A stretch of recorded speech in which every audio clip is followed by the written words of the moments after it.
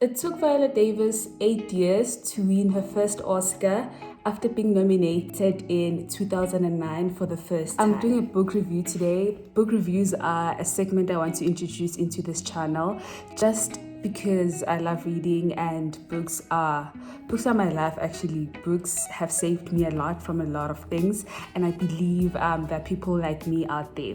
I'm gonna do a review of the books that I've read, the books that I like, the books that I see fit for other people to read, and it could be educational books, it could be just fictional books, it could be books for fun. I read whatever it is that I lay my hands on, and I believe they're worth a review. Now today, my friends, we are reviewing Finding Me by Viola Davis, the beautiful actress from America. Now, I was firstly introduced to Viola. I don't remember what year it was, but I think it was around 2020, 2021, around that time, on a Netflix series, How to Get Away with Murder. That's how I was first introduced to her, and I loved the character, Annalise Keating. I choose her over the woman in Suits. That's how we used to joke with my friend. There is this woman who acts in Suits, the series Suits. It's also on Netflix. I just forgot the woman's name. I did watch the series, I just forgot her name. And my friend and I used to joke about who's the better actress, who's the better role player between Annalise Keating and that role. And I'd always choose Annalise Keating over and over again. I had watched both Suits and How to Get Away with Murder, but I'd always lean towards choosing Viola Davis. Now, me going into, where did I get this? This was from Exclusive Books in Santa. It was just the weekend. I was not doing anything and I walked into Exclusive Books and I found this beautiful. I was drawn towards this book by the cover. Obviously, it's such a cute cover.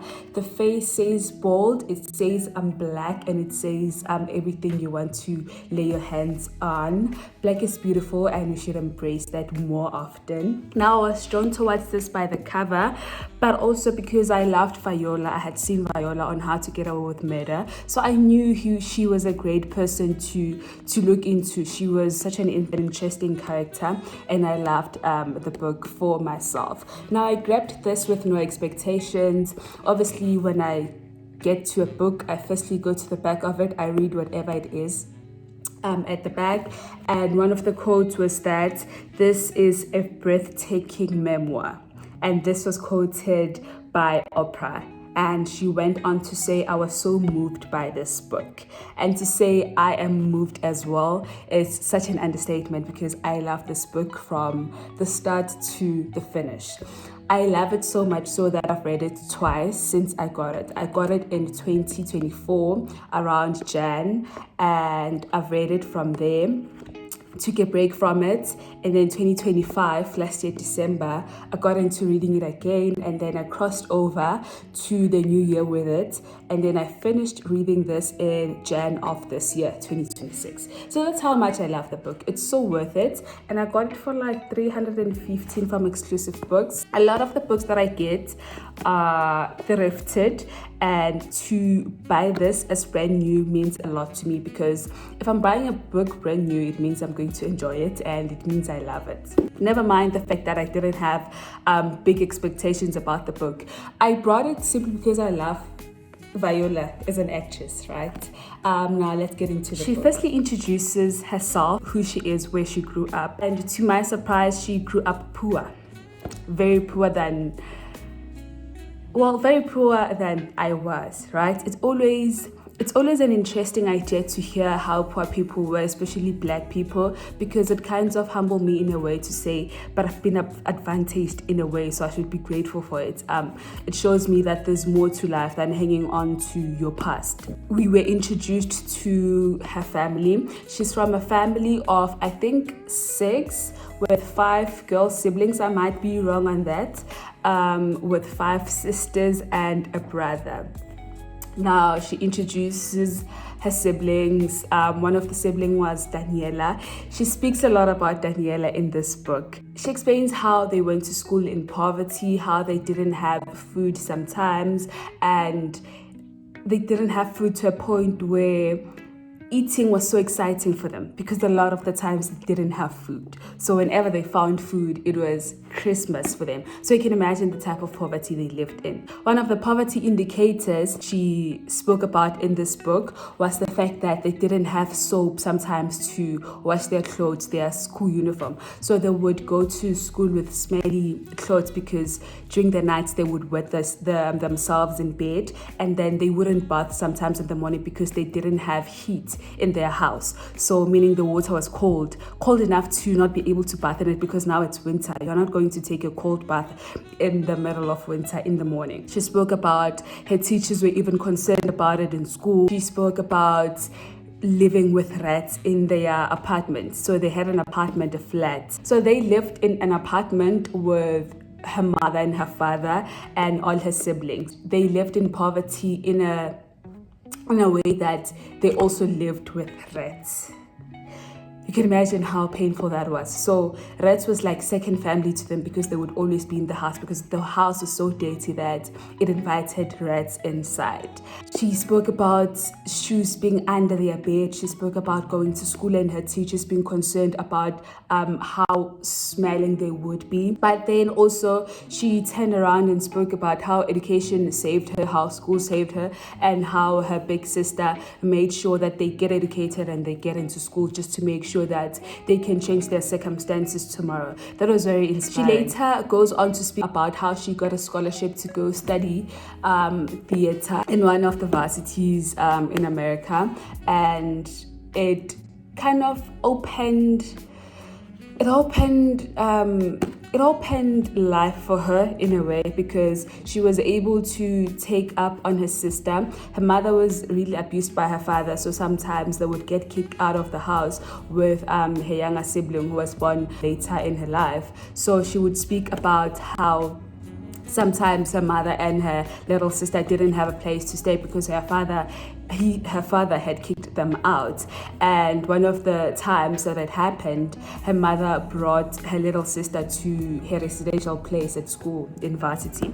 So she stayed with her little sister in varsity at race, and that was not a pleasant experience. I mean, you can imagine staying with your sibling at race. It's not even your child, it's your sister, but you're forced in a way to take care of them. So she spoke about how that took a toll on her, how she had to feed her, and that led to her getting gigs, like getting jobs, part-time jobs, just to also feed herself, because she comes from a disadvantaged home, so they didn't have money to send to her. She rather made money and sent money back home. And she also speaks about how later, when she started working and started making more money, she would always be paying black tax. She didn't mention it as black tax in the book, but for us, we know it to be black tax. So she also mentioned how she would pay black tax to her family because her siblings were making babies and throwing them to her mother and her father, who would have to take care of them. And because they were not working, they didn't have money to take care of their grandchildren. So Viola Davis would chip in very often to make sure that everything that is broken in the home is fixed on time. Everything that is short, whenever there's food that is short, it's bought and everything is available for them. She spoke about how that took a toll on her and made her, the way that she didn't say this per se, but the way that I interpreted it was that you can imagine how black tax takes a toll on you, and you can imagine how it makes you not reach certain goals on time, and that was kind of her case in this. Viola also makes mention of the abuse her mother endured from her father. Now, her father was a very, very abusive man, to a point where nakonoshianisa mahai around town. I'm mad. You can imagine how vile he was as a person, and he was not really a great father or a great husband. He was just abusive, nje. He was an angry man. He was so angry that her mother became a punching bag for him. So there's also a turnaround in that situation, because as he grew and as he became a grandfather, he became to be the most loving man to ever exist on earth. That F's with my mind, like that's such a mind F to me, because what do you mean all my life you've been abusive and now all of a sudden you deserve to be forgiven, you deserve to be this person who's now a changed man and a glorified man who takes care of his family. What do you mean? Like, what do you mean? Sometimes men put situations that are very unfavorable to women because you've been abusing me all my life, and now you want to be this man that's great, that deserves forgiveness. Like, what do you mean? But I guess dynamics are different, families are different, and Viola's mom is such a bigger person than I am because I wouldn't be able to forgive that man. You've beat me, you've abused me my whole life, and then now you want to be this changed person just because now you've grown up and you've came to your senses. Where were your senses when you were young? Where were your senses when I needed you the most and I needed you to run this household, to raise these children, and you were not there, you were just abusive to me. Now what are you doing? Men can be so vile, and I mean, as much as we can laugh that at the end of the day, he saw light and he saw that what he was doing was wrong, but you've caused damage, man. You've caused damage, and how do we fix that? We can't just fix that by you being a lovey-dovey all of a Sunday, overnight. It's... Man. Now she's in varsity and she's studying in theater. She did a lot of theater work, and I felt like she knew that she was an actress from a very young age. From being in varsity, she already knew that acting is her calling, and she took up on that, taking also side gigs on the side, working at places that are not really pleasant, just because she had to survive and she had to make money for herself to survive. You can imagine how the acting industry cannot be kind to everyone because it's saturated, firstly, and secondly, there's not a lot of work for every actor and actress. So she had to supplement her income by doing other jobs, and that is what she did. The most interesting part of this book was that she was not really recognized in the industry up until she was old. She started acting way back. I'm not really sure what year. She really didn't mention the year, but it was very way back. I mean, she's 50-something now. You can imagine how young she started because she went to varsity for this, right? And then she mentions how the industry was not really in her favor. Her landing the role in How to Get Away with Murder was not an interesting, or was not really a favorable thing from the beginning, from where it started, right? Now she tells us that there were obviously people were auditioning for this role, right? And she got the role, but people were not happy that she's the one who got the role. And the reason is because she was black and she was seen as unattractive. Yeah, she was seen as unattractive.